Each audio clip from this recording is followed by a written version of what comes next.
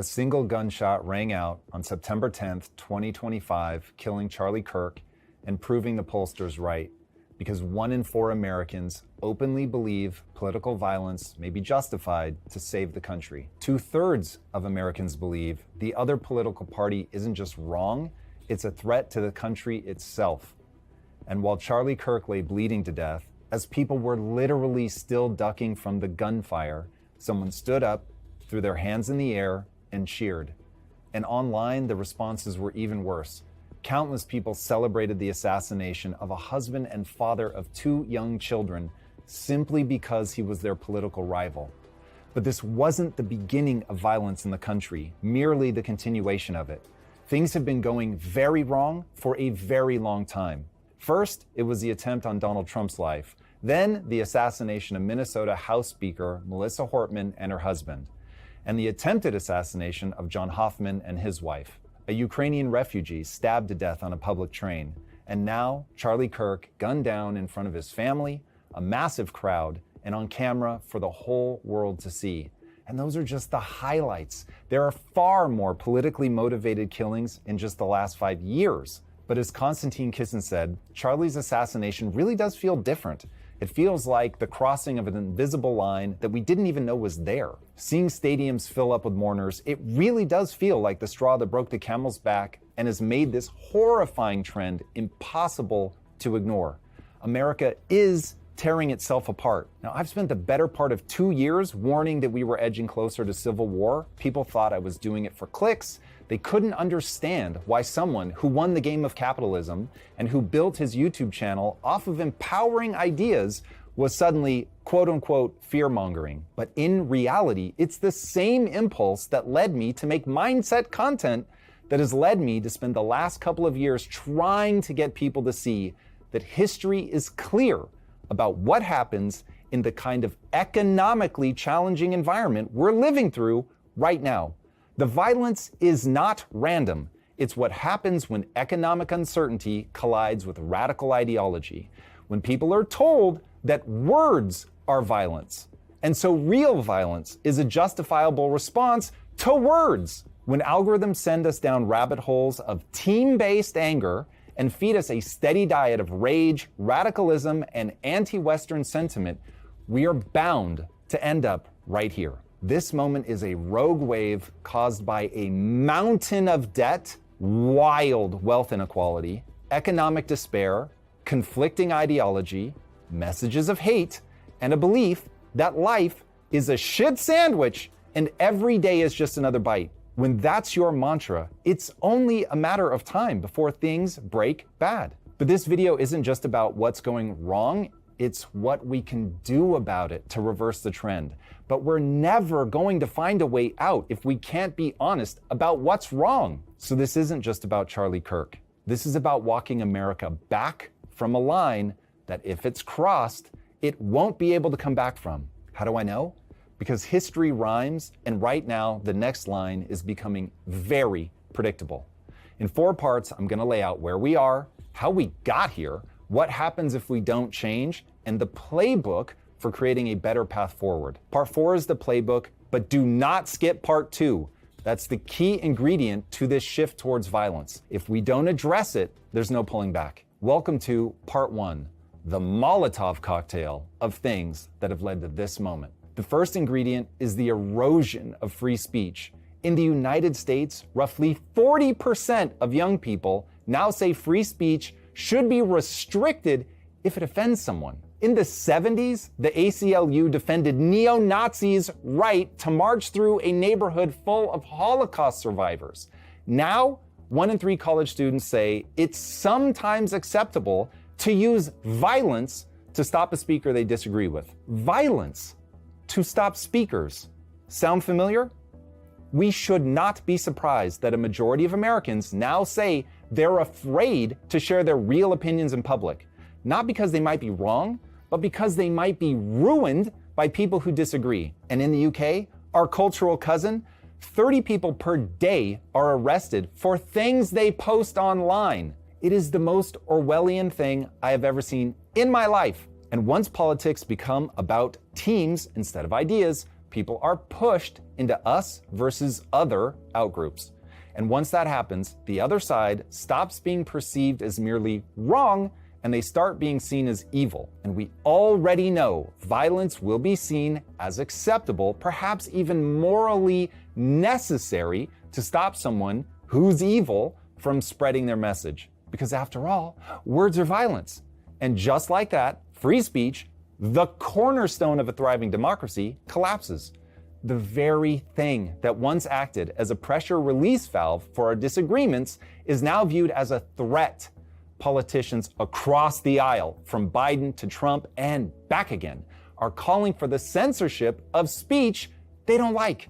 Biden had a pipeline directly to the social media platforms, so his admin could remove posts they didn't like, and now Trump's Attorney General Pam Bondi is making unhinged remarks about targeting people for hate speech after Charlie Kirk's death. As Charlie Kirk himself said, however, there is no such thing as hate speech.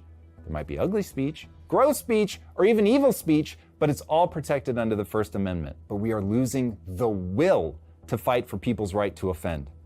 And we seem to be willfully blinding ourselves to the fact that when you're not prepared to fight for people's right to say offensive things, by default, you're fighting for the right to jail them for wrongthink. Hence the daily arrests in the UK. Making matters worse, as free speech is being systematically dismantled, people are beginning to believe that the American system itself is irreparably broken. Democracy, corrupted. Capitalism, an exploitative farce. People are being taught in public schools that America and the West more broadly is nothing more than a colonial theft project founded on slavery. Education has ceased being a place where you learn how to think, and instead it's become a place where you learn what to think. People have become so convinced of their own righteousness that they no longer want to be challenged. The whole point of the structure of the American government itself was to build a system with checks and balances because humans are deeply flawed and systems populated by humans tend towards tyranny. Remember the Statue of Liberty? It was a gift from foreigners to the US because we had become not just a symbol of hope and prosperity, but we had actually managed to succeed in becoming a place where unparalleled innovation was born out, actually leading people to breathe free. America was the place that put its money where its mouth is in terms of understanding people cannot be trusted blindly. To think you've got things so right that your job as an educator is to indoctrinate children rather than teach them to question everything is madness. And to make matters worse, the thing we're indoctrinating people with is that we're a very bad, horrible place. That's the plan. Perversely, I think this self-loathing is only possible because of our prolonged success. We've had it good for so long that we've lost the stomach for the realities of competing on a dangerous world stage. But this is turning into a global FAFO. We are going against cultures that still believe in themselves, that are internally united, and that will run a divide and conquer strategy on us. And it will be easy because we no longer have a shared national narrative. We live inside of fragmented echo chambers where the loudest, angriest voices rise to the top, and everyone is scrambling to get on a team and spout the party line. As they say, the moderates die first in a revolution. No one wants to be isolated, not when the issues are so complicated and hard to think through, and when the mob could come after you at any moment. Being on a team feels better than being isolated. Being angry feels better than being afraid. In a study where people had electrodes in their brain and could stimulate any emotion they wanted to, did they choose to stimulate love or even laughter? No, they chose to stimulate anger. Let that one sink in. You really think people are going to avoid content that further divides us when they will stimulate the regions of their brain that control anger over happiness when given a choice? Anger is what we want. Because when you're mad, all of that uncertainty goes away. You know what to think and how to act. And speaking of brain stimulation, while the jury's still out on how much impact it will have, we'd be fools not to mention what is possibly the world's dumbest experiment: mass medicating our children. 1 in 5 kids in America are now on psychiatric medication by the time they're 18. We are rolling the dice on their brain development. Maybe it's neutral, maybe it's catastrophic, but we won't know until we have the guts to stare down Big Pharma and actually study the impact it's having. But by then, how many generations will we have already put at risk? And let's not forget the final ingredient in this Molotov cocktail, the economy. Beneath all of these cultural fault lines sits the most important factor of all. It has become impossible for young people to buy a house. Housing affordability is at its worst in over 30 years. The median home price is now more than 7 times the median household income, compared to just 2.5 times in 1970. Since 2000, inflation-adjusted house prices have risen 65%, while median household income has barely moved. Why does this matter? There are 3 very specific reasons. 1, because housing is the only asset that people intuitively understand. 2, assets are the only way to avoid the crushing effects of inflation. And 3, when inflation is high, anyone who owns assets gets richer and everyone else gets poorer. That's what's happening right now. The rich are getting richer and the poor poorer, not because capitalism is broken. It's happening because over the last 5 years alone, inflation has been 25% and wage growth has been stagnant, locking young people out of the only asset they understand. They could invest in the stock market for sure, but they won't because it's risky and confusing. And that's why 10% of Americans own 93% of all the assets. This creates economic uncertainty, massive inequality, which together makes people fearful, which makes them vulnerable to anger-based populist leaders who promise they have all the answers. And the most important answer of all is that the other team is evil and must be stopped. And so the flywheel spins and you end up here. 37 trillion in debt and growing. And an entrepreneur and YouTuber known for empowering content is fear-mongering because he studied the historical loop we're in. This much income inequality will lead to violence over and over and over again. Scratch that. It has already led to violence, and it will keep escalating until we address the root cause and snap out of this self-destructive trance. That brings us to maybe the most surprising part of our story, the part no one understands. Welcome to Part 2, Revolutionary Empathy. It's deadly. In 1789, France's top 1% controlled nearly half the wealth, while bread prices consumed roughly 80% of the average worker's wage. I hope that sounds distressingly familiar. This unsustainable economic position led to the French Revolution, during which guillotines were brought out into the streets and the elites found themselves being beheaded. Within 3 years of the French Revolution kicking off, over 16,000 people had been executed. The bad thing about bloodlust is that once it gets started, it is nearly impossible to stop because it's not about ideology or even problem solving. It's about thinking emotionally and being enraged and then riding the wave of lunatic certainty that comes along with that. That's why by 1794, Robespierre, the guy who had originally called for justice in the streets, was himself dragged to the guillotine. Violence stops being about a cause and starts being the solution for anyone you don't like. That is the loop. And that's why the French Revolution didn't end in equality. It ended in tyranny and empire. Napoleon understood that bloodlust couldn't just be switched off. It had to be refocused. And that's how he rose from the bloodshed, by channeling France's revolutionary rage away from itself and into 16 years of near constant wars of conquest that killed over 3 million people across Europe. It simply didn't matter that the wars had nothing to do with equality. Once the masses get a taste for literal blood, once they are reasoning emotionally, they become a swarm of locusts that will devour anything before them. That's us, all of us. Nobody escapes that. History is clear. When economic despair fuses with envy and ideology, violence is inevitable. It's only a question of scale. Eric Weinstein introduced me to a term he calls revolutionary empathy. Now, honestly, I don't know if he came up with that or if I'm even using it in the way that he intended it. But for me, those words perfectly encapsulate what's happening right now. And it's critical to understanding this moment. If you want to know how it's possible that someone could justify murder or how people could cheer it on, look no further than revolutionary empathy. Evolution had to come up with a solution for making sure that humans could flip a switch in their mind and go from loving and protecting their own to the wholesale slaughter of an invading group. This is the anti-empathy seen in times of war and revolution. That's how you get Luigi Mangione and Tyler Robinson, two men with disparate motivations, being connected by the same psychological virus. Both believed in the absolute righteousness of their cause. Both believed the person in front of them wasn't just wrong, they were evil.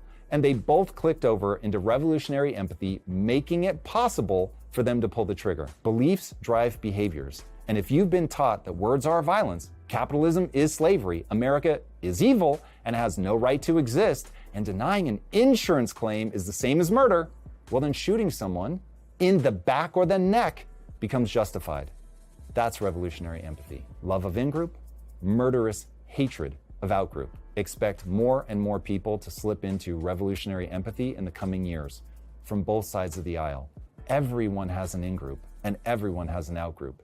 Even if one side is more likely to choose violence than the other, to preempt violence, you only have two options: persuasion and compromise, or violence. And unless we halt the escalating division and tribal thinking, the bloodshed will continue until we're trapped in our own revolution. This is predictable from simply looking at a spreadsheet of wealth inequality. I know we like to think humans have all of this free will, but the reality is, on historical timescales, we are ridiculously predictable. And that brings us to part 3. Our current path only leads to more division. After Charlie Kirk's assassination, #FreeTyler trended 500,000 times on X. That means hundreds of thousands of people weren't mourning, they were celebrating. 87% of Americans now say polarization is a direct threat to our country's survival, but that's done nothing to slow it down. Instead, both sides think it's only a problem with the other side. Oh, the irony. Here's the bad news. This is a self-reinforcing feedback loop that grows stronger over time. There are 3 main drivers why. 1, algorithmic echo chambers. The more people engage with polarizing content, the more the algorithm feeds it back to them. That's how social media works. It doesn't care about truth, it cares about engagement. And what engages us most is outrage. So we're all being radicalized by our own tendencies and machines' desire to give us more of what we want, no matter how bad it might be for us. The cycle is brutal. The more you interact with content that outrages you, the more enraging content you're gonna see, thus ensuring you're outraged all the time. 2, violence begets violence. Every time blood is spilled, the desire for revenge intensifies. One assassination becomes an excuse for another. One attack becomes a justification for retaliation. As the bodies pile up, each side convinces itself that restraint is weakness and vengeance is justice. And violence also just proves to be an expedient tool. I wish that weren't true, but it is. Don't like someone? Take them out. Don't believe it works like that? Consult history. All of it. The norm is totalitarian dictators as far as the eye can see. Whether kings or despots, it hardly matters. The outcome is the same. Rule with an iron fist, because it works. The modern Western democracies are the historical exception, not the rule. The notion we can't and won't slide back into that kind of monstrous dictatorship is naive. America's biggest competitor on the world stage is a murderous autocracy that as recently as the 1960s was starving its own people to death en masse. Within my lifetime, their middle schoolers were beating teachers to death at the request of the head of state. As a reminder, how did Napoleon come to power and kill millions in Europe? By capitalizing on the murderous zeal of revolutionaries. It doesn't matter if the movement starts out with righteous grievances. What comes when humans embrace murder as a solution is more murder. 3, humans are herd animals. We've always sought the protection that comes with groups. And in times of fear and chaos, the pull of the tribe becomes irresistible. Just like there are no lone wolves in prison because you need allies to survive, there are no moderates in a revolution. The middle gets hollowed out first. Moderates are the first to die specifically because they have no team to defend them. Over time, the cost of being in the center becomes so high that no one stays there. And both sides sprint away from each other at the speed of light. And as we're seeing, this tribalism becomes complete, touching everything, even commerce. Companies today get attacked, not just for what they sell, but for who they employ, where they advertise, or whether their CEO took the right political stance. Even silence is treated as an offense. I remember long before I started covering politics, having to spend hours trying to decide how I was going to respond publicly to BLM. Not because I didn't care about the issue, but because I knew that whatever I said or didn't say would be taken as a political stance. It's only gotten worse. Today, math has been called right-wing. Being on time has been called white supremacy. Refusing to round up migrant farmers with criminals has been called suicidal empathy. Every single issue gets shoved into a partisan box instead of being analyzed through the lens of cause and effect. No one is thinking backwards from their goals. No one is asking, what are the first principles that are going to take me from where we are to where we want to be? Instead, it's endless team-based talking points, dunk contests, and everyone trying to own the other side. And when that happens, we lose our shared humanity. We stop being neighbors or fellow citizens, and we become mutual combatants. That's how you end up with half the country in tears over Charlie Kirk's assassination, while the other half memes his death and celebrates a man bleeding out in front of his family. It's not everyone, to be sure, but it's a growing number of people. And the more one side dehumanizes the other, the more it guarantees that the same thing is going to happen to them in reverse. That's the cycle. Division accelerating by nature and by algorithm. Tribes demand loyalty. Violence justifies more violence. The middle collapses, trust disappears, and restraint evaporates. And once that's gone, there's nothing left but escalation. That's why every revolution eventually eats itself.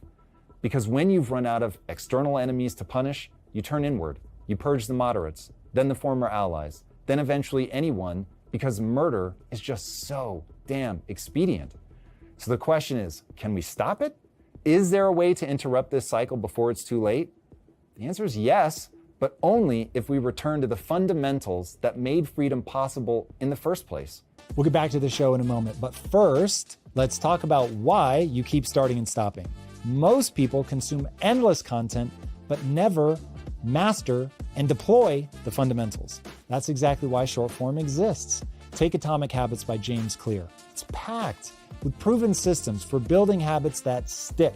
But the book is 300 pages of theory mixed with stories, and most people read it, then struggle to apply what they learned. Short form cuts through that problem. Their guides aren't just summaries. They're written by real human writers who extract Clear's core systems and give you step-by-step implementation guides. Plus, they create master guides that combine insights from different experts on the same topic. And their AI browser extension breaks down articles, videos, and even political analysis, so you get the key frameworks from everything you consume. Click the link below and get a free trial and 3 months off the annual plan to access the decision-making systems behind every major breakthrough. And now, let's get back to the show. Which brings us to part 4, the playbook. Where and how we go somewhere good from here. According to Pew Research, 72% of Republicans now say that Democrats are more immoral than other Americans. 63% of Democrats say the same of Republicans. The number of Americans who have an unfavorable view of both major parties has tripled in just the last 20 years. Only 35% of Americans have trust in the media to report the news accurately. 70% of Americans believe corporations and the wealthy control the government, and they're probably right. The US is now $37 trillion in debt. That's $100,000 for every man, woman, and child in the country. We're at 122% debt to GDP, and historically speaking, when debt to GDP goes above 130 for any meaningful amount of time, collapse has always followed. And the collapse is always from revolution or civil war. So when you see politically motivated violence occurring, don't hand wave it away or ask what side it's coming from. Look at the dashboard with all the warning lights and alarms going off. Ask yourself, what are the underlying factors that's driving this litany of problems? These kinds of trends do not happen in a vacuum. They are the result of predictable patterns in society caused by human nature itself.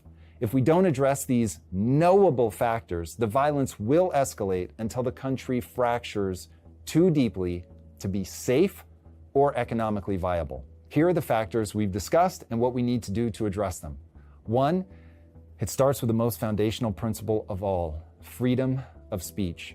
We have to learn to cherish it. When people can't argue with each other, only violence is left.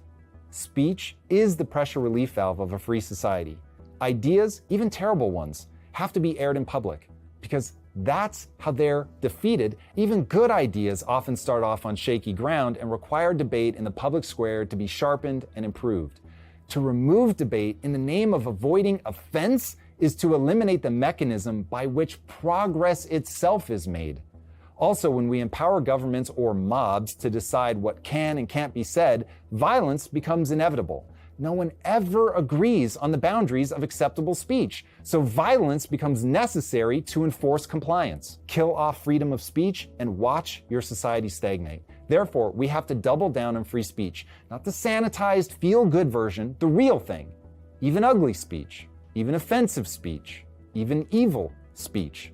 Because the alternative isn't compassion, it's bloodshed. 2, we have to fix the economy. We must fix the economy, or every other solution is just managing symptoms. We have to balance the budget, reduce the debt, focus on real growth, not just money printing. If we need to temporarily tax the wealthy more, fine. Do it strategically though, because if capital flees, jobs flee with it. We also need to strategically restructure some portion of the debt that is crushing entire generations. We also must make housing affordable again. I cannot stress this point enough. We have to stop the addiction to printing money because inflation steals from everyone, but it only gives to asset holders, which is another way of saying the rich. Now, technically, anyone can become an asset holder, but it's confusing and risky, so most people will never have a meaningful percentage of their wealth and assets unless it's a house. If we don't solve that problem, we will only see worsening income inequality, and that is a guaranteed path to violence. But it won't look like that violence is economically driven. It will look like political violence, but in reality, it's the economics that drive people into the embrace of populism. And even if we can't solve the economic issue at the government level, everyone still needs to fix their own personal finances. I'm talking to you, I'm talking to me. We need to buy assets because assets are the only way to avoid being gutted by inflation. 3, we must guard against algorithmic hijack. If you don't curate your inputs will radicalize you. That's human nature plus algorithms. No one needs to have bad intentions for it to work that way. It's just the outcome of a mind wired for tribal thinking and the deep desire for certainty, even false certainty. The machine is designed to keep you engaged. It's not the system's fault if outrage is what maximally engages all of us. Demand transparency and choice when it comes to algorithms. I think this is going to be a movement that's going to gain a lot of traction in the coming months and years. Algorithmic choice. It is critically important that it becomes a thing, so make your voice heard. Even if no one is being evil in the creation of the algorithms that manipulate all of us, we need to take conscious control of our information diet just as we take conscious control of what we eat. 4, we must reject tribal certainty and revolutionary empathy. We need to remember that words are not violence, that none of us see the world clearly, and the only way forward is through non-partisan, vigorous debate. We all tend towards in-group, out-group, anti-empathy. We all tend towards in-group, out-group, anti-empathy. We have to have a healthy distrust of our own thinking and never allow ourselves to view bloodshed as an expedient answer. The state should maintain a monopoly on violence, and we should never celebrate someone that takes that into their own hands, and we should all abhor violence when it's aimed at either friend or foe. Otherwise, eventually, that revolutionary fervor will wrap back on itself and we will eventually be the victim and not the beneficiary. And above all, remember this, the other side is human. They love just as you do. They believe in the rightness of their cause just as you do.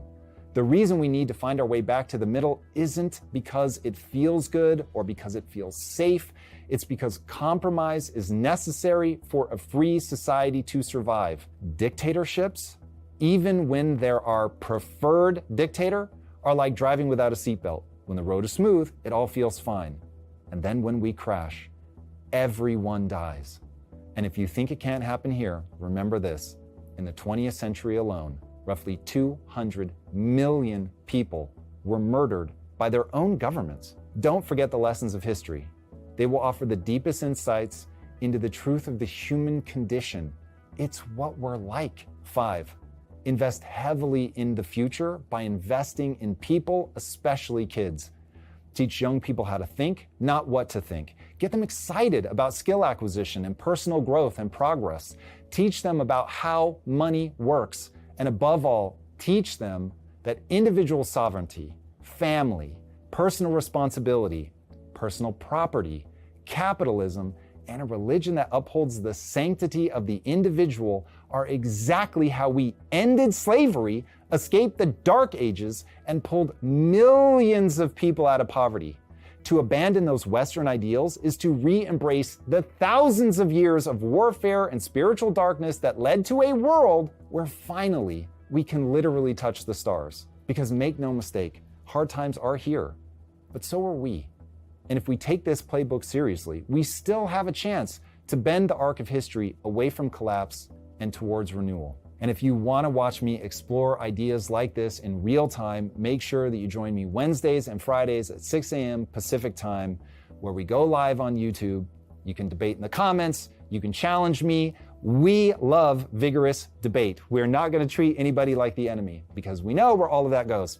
All right, guys, if you haven't already, be sure to subscribe. And until next time, my friends, be legendary. Take care. Peace. If you're an aspiring entrepreneur with a dozen business ideas, but you're paralyzed because you don't know which one will actually make money, I can help you solve this problem in 30 minutes.